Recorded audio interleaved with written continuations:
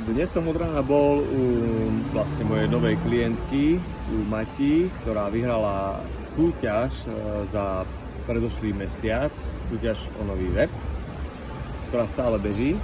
A strávili sme spolu 2 hodinky. Bolo to veľmi výživné, použili sme nové techniky, takzvaného takého kaučovacieho rozhovoru, kde som zaznamenával, kde sme sa voľným spôsobom bavili, kde ja som kládol otázky. A tento spôsob sa mi veľmi začal pozdávať aj klientom, ktorých mám postupne, keď už prechádzame na tieto AI tooly a podobne. Je dobré to využívať. A tak aktuálne to robím tak, že robíme vlastne kaučovacie otázky, priamo to nahrávame do prepisu. Ten daný prepis ide potom do GPTčka, kde pre každého klienta otváram vlastne stále nové vlákno a ukladám všetky možné informácie o danom klientovi do toho vlákna.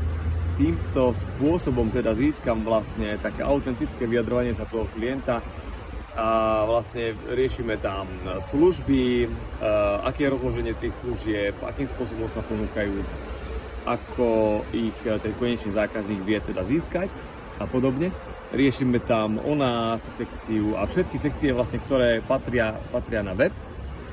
A je to veľmi zaujímavý spôsob, akým viem ako keby získať a vydestilovať tie informácie od vás smerom k vášmu novému webu.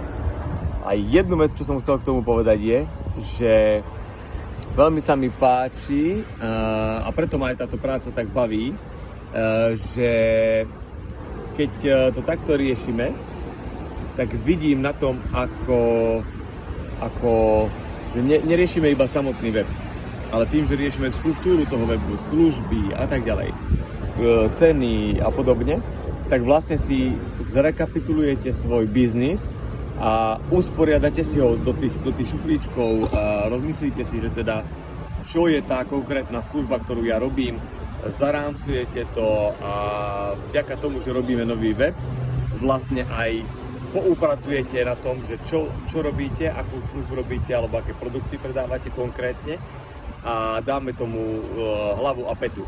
Čiže to je také, čo ma na tom dosť baví, že vidím na vás teda, ako sa z toho tešíte. Takže to je jedna z vecí, ktorú som chcel povedať, že ma naplňa.